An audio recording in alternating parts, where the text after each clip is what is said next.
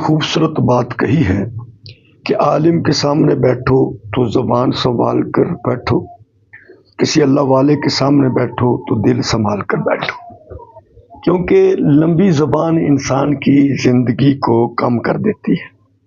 تلوار کا جو وار ہوتا ہے وہ انسان کے جسم پر لگتا ہے، لیکن زبان کا جو وار ہوتا ہے وہ انسان کے دل پر اثر انداز ہوتا ہے۔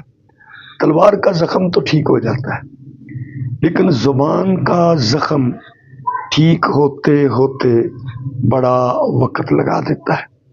اس لیے کہتے ہیں مکھیاں منہ میں تبھی داخل ہوتی ہیں جب آپ منہ کو کھولتے ہیں۔ اگر منہ بند رہے گا تو مکھیاں داخل نہیں ہوں گی۔ اس لیے جو انسان خاموش رہنے کا عادی ہوتا ہے نا، اس سے غلطیاں کم ہوتی ہیں۔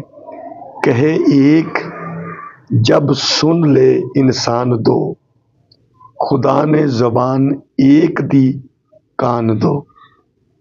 جب کوئی کہے تو اس کی سن لو، جتنی کہتا سن لو۔ تم نے کہنی ہو تو صرف ایک ہی بات کہنا، کیونکہ زبان اللہ نے ایک دی ہے، سننے کے لیے کان دو دیے ہیں۔